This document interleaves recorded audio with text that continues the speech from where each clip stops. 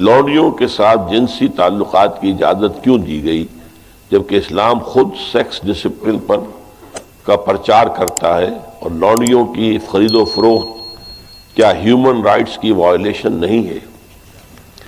یہ مسئلہ ذرا ٹیڑھا ہے۔ ایک تو یہ کہ لونڈیوں کے تصور کو صاف کر لیجئے کہ اسلام میں صرف وہ لونڈی جائز ہے جو خالص اسلامی جہاد کے نتیجے میں پرزنرز آف وار کی حیثیت سے آپ کے پاس آئے۔ یہ نہیں ہے کہ کسی آزاد لڑکی کو، عورت کو پکڑا اور اسے زبردستی جو ہے وہ کہیں بیچ دیا اور وہ غلام ہو گئی، یا جیسے کہ امریکنوں نے کیا تھا کہ ہزاروں ویسٹ افریقن کنٹریز سے یہ حبشیوں کو پکڑا اور ان کو لے جا کے وہاں پر جو ہے منڈیوں میں بیچ دیا۔ یہ نہیں، یہ جائز، حرام، بالکل حرام۔ البتہ ایسی اگر شکل ہے کہ جنگ ہو رہی ہے آپ کے اور کفار کے مابین، اب اس میں جو پی او ڈبلیوز آ گئے ہیں، دو راستے ہیں، یا تو کنسنٹریشن کیمپس میں رکھیں گے انہیں، وہ آپ کی معیشت پر بہت بڑا بوجھ ہو جائے گا، اور پھر ان کی زندگی بھی اب نارمل ہوگی۔ وہاں نہ مرد کے لیے کوئی امکان ہے کہ کوئی اس کی جو ہے طبیعت کے اور جنسی تقاضے پورے ہو سکے، نہ عورت کے لیے امکان ہے۔ اس کے لیے اسلام نے تجویز کیا کہ انہیں معاشرے میں تقسیم کر دیا جائے، ڈسپرس کر دیا جائے۔ معاشرے میں جائیں گے، وہ کسی کا غلام بن گیا ہے، کسی کی لونڈی بن گئی ہے۔ اب ان کو حکم دیا گیا جو خود کھاتے ہو وہ انہیں کھلاؤ، جو خود پہنتے ہو وہ انہیں پہناؤ، اور ان سے اگر کوئی سخت کام لینا ہو تو اس میں خود بھی شریک ہو جاؤ۔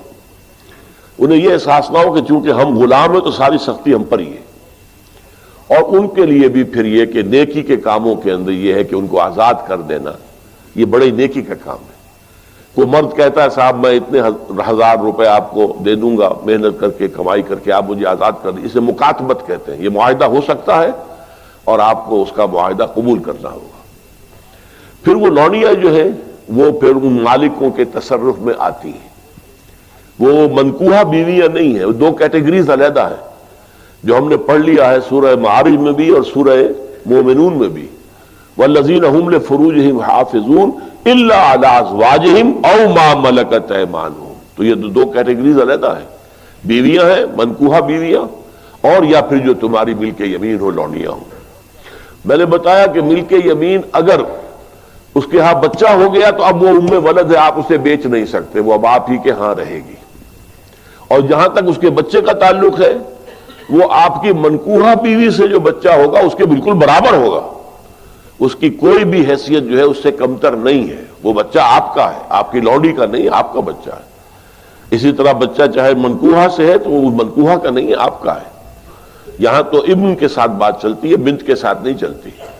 کس کا باپ کے حوالے سے بات چلتی ہے بات۔ تو اس اعتبار سے حل کیا گیا اس مسئلے کو ایک خاص انداز میں، اور اس انسٹیٹیوشن کو ختم نہیں کیا گیا۔ قرآن مجید میں جیسے تدریجاً شراب حرام کر دی گئی، تدریجاً سود حرام کیا گیا، اسے بھی حرام کیا جا سکتا تھا بالآخر، لیکن نہیں کیا گیا۔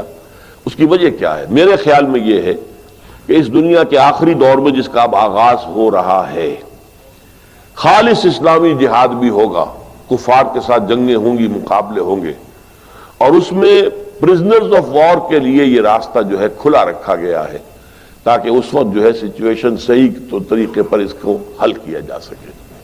ھذا ما عندی والعلم عند اللہ۔ یہ بھی ہو سکتا ہے کہ کسی کی لونڈی، آپ ہی کی ایک لونڈی بھی ہے اور ایک غلام بھی، آپ ان دونوں کے اندر شادی کرا دیتے ہیں، اب وہ میاں بیوی ہو گئے، اور یہ کہ اب آپ پر حرام ہے وہ بیوی، وہ جو لونڈی ہے، آپ اس کے ساتھ کوئی جنسی تعلق نہیں رکھ سکتے۔ آپ نے اجازت دے دی تو گویا کہ اپنے حق سے آپ دستبردار ہو گئے، آپ نے غلام کے نکاح میں اسے دے دیا۔ اس میں البتہ یہ ہے کہ پھر ان کی اولاد جو ہوگی وہ غلام ہی ہوگی، باپ بھی غلام ہے، ماں بھی غلام ہے، تو ان کی اولاد غلام ہوگی۔ یہ انہی کی اولادیں ہیں کہ جو ہمارے معاشرے کے اندر آپ کو معلوم ہونا چاہیے کتنی بلندی تک پہنچی ہے۔ خاندان غلاماں جو ہندوستان میں اسلام کی پہلی حکومت قائم ہوئی ہے، کون تھے؟ قطب الدین ایبک غلام تھا، شمس الدین التتمش غلام تھا، غیاث الدین بلبن بہت زبردست حکمران تھا، روب و داغ والا، غلام تھا۔ یہ غلام خاندان تھا، خاندان غلامہ کے نام سے آپ نے ان کی تاریخ پڑھی ہے۔